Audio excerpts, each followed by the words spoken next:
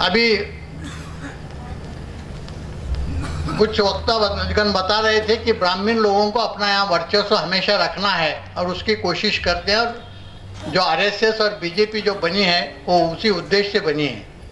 ये सच है कि आरएसएस जब बनी तो उनका उद्देश्य था कि ब्राह्मणी व्यवस्था को कायम रखना और हिंदू राष्ट्र के नाम से ब्राह्मण्यवादी राष्ट्र इस देश में लाना, यही उनका उद्देश्य था।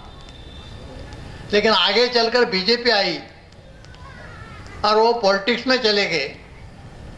फिर जो कट्टर ब्राह्मण्यवादी थे वो सोचने लगे कि अब ये लोग एम्बिशियस बन गए हैं, जो अपना मुख्य उद्देश्य है ब्राह्मण्यवादी राष्ट्र का निर्माण करना, अब ये इनके बस की बात नहीं है। तो इसलिए उन्होंने अभिनव भारत नाम की एक संस्था, एक संगठन शुरू किया। और ये संगठन क्या करता था? ये संगठन इस देश के प्रमुख शहरों में जाके वहाँ के जो कट्टर ब्राह्मण्यवादी थे उनकी मीटिंग्स लेते थे, और वो मीटिंग्स में उनका डिस्कशन होता था कि हमें अगर अपने ओरिजिनल एजेंडा के मुताबिक अगर ब्राह्मण राष्ट्र या हिंदू राष्ट्र यहाँ स्थापित करना है तो हमें क्या करना पड़ेगा। तो इसलिए उन्होंने इस्राइल से डिस्कशन शुरू किया था, इसलिए उन्होंने नेपाल से भी उनका बातचीत चली थी, और नागा में जो बंडखोर थे उनसे भी उनकी बातचीत चली थी, और उनके में ये तय हुआ। और जो कर्नल पुरोहित थे, कर्नल पुरोहित आर्मी इंटेलिजेंस में थे, उनको काफ़ी पैमाने पर आरडीएक्स मिलता था, तो आरडीएक्स वहाँ से ले आते, और ये जो अभिनव भारत के लोगों को बम धमाका करने के लिए वो दे देते। और वो फिर एक पैटर्न ऐसा बना कि ये उनको बम धमाके के लिए आरडीएक्स देते थे, अभिनव भारत के लोग बम धमाका करते थे। दूसरे दिन आईबी अलग अलग मुस्लिम संगठनों के नाम से उसे पब्लिसिटी देती थी, और जो मीडिया, जो ब्राह्मण्यवादी पूरी मीडिया है, उसे बहुत ज़्यादा पब्लिसिटी देती थी। ये सिलसिला कई दिन तक चला रहा। जब हेमंत करकरे ने ये 3 लैपटॉप हासिल किए, बरामद किए, तो उसमें उनके जो भी मीटिंग थे वो एक गलती किए थे जो ब्राह्मणों ने हजारों सालों में नहीं गलती की, वो गलती उन्होंने इस बार की थी। वो गलती ये थी कि जो भी उनके मीटिंग होते थे उसके वो वीडियो या ऑडियो रिकॉर्डिंग करके वो रिकॉर्डिंग वो अपने लैपटॉप में रखते थे। तो ऐसे 24 मीटिंग के रिकॉर्डिंग ये 3 लैपटॉप में थे। हेमंत करकरे क्या करते थे? हेमंत करकरे एक एक मीटिंग का जो ट्रांसक्रिप्ट है वो देखते थे, जिनके शक्ल जो भी बड़े बड़े नेता थे, पॉलिटिकल लीडर्स भी थे, रिलीजियस लीडर्स भी थे, बड़े बिल्डर्स और डायमंड मर्चेंट्स, ऐसे बड़े लोग भी उसमें थे। इंडिया के जितने इम्पोर्टेंट ब्राह्मणिस्ट लीडर हैं वो सबकी शक्लें उसमें थी। हेमंत करकरे एक क्लिप देखते थे और उसमें जिनके नाम थे उनको बुला के उनकी पूछताछ शुरू करते थे, इंट्रोगेशन शुरू करते थे। उन्होंने एक क्लिप देखी, दूसरी क्लिप देखी, तीसरी क्लिप देखी, ये सब लोग घबरा गए।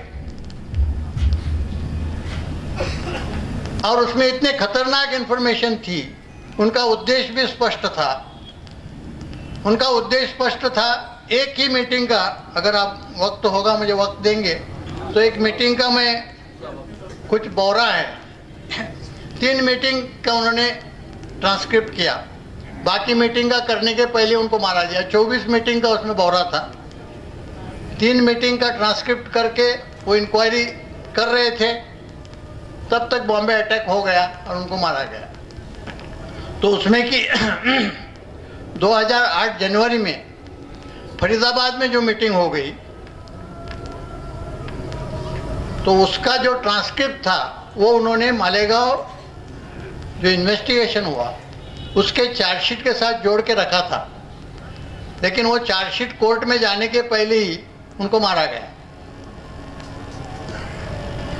फिर भी सबको पता था कि इन्होंने वो जो ट्रांसक्रिप्ट है, जो बौरा है, उसे जोड़ा है। तो उनके हत्या के बाद भी वो चार्जशीट के साथ वो जो ट्रांसक्रिप्ट है वो चला गया और आज भी वो ट्रांसक्रिप्ट कोर्ट में मौजूद है और ये पब्लिक डॉक्यूमेंट है, ऐसा कुछ कॉन्फिडेंशियल नहीं है। तो उसमें कि इम्पोर्टेंट पॉइंट मैं बताता हूँ, एक मीटिंग का है, ऐसे 24 मीटिंग हुई थी। ये मीटिंग कुछ इंग्लिश में और कुछ हिंदी में हुई थी, ज़्यादातर हिंदी में थी, कुछ कुछ अंग्रेजी वर्ड इंग्लिश वर्ड्स वो बोलते थे। तो उनके उद्देश्य क्या थे, उनका पैटर्न क्या था, ये सब बातें उससे पता चलती हैं। पुरोहित, लेफ्टिनेंट कर्नल पुरोहित वो मीटिंग में बोलते हैं अपना उद्देश्य क्या है, विल फाइट द कॉन्स्टिट्यूशन। ये वर्क सर्विंग आर्मी ऑफिसर है पुरोहित, लेफ्टिनेंट कर्नल पुरोहित। पुरोहित बोलते हैं we will fight the constitution, will fight the nation, this nation is not ours. वो बोलता है एक जो संविधान है इससे हमें लड़ना है, ये राष्ट्र से भी लड़ना है, अपना राष्ट्र ही नहीं है। पुरोहित फिर आगे बोलते हैं we have to fight the constitution, we have to fight for our independence. अपने स्वतंत्रता के लिए लड़ना है, अपनी यानी ब्राह्मणों की। फिर वो हिंदी में बोलते हैं इस संविधान को मानना ही नहीं है, नॉकिंग डाउन ये एक ही तरीका आवश्यक है। ये संविधान को हमें मानना नहीं है, इसे खत्म करना एक ही तरीका है। फिर उपाध्याय करके वो भी रिटायर्ड आर्मी ऑफिसर है, वो बोलते हैं this constitution is not applicable to us, will not be accept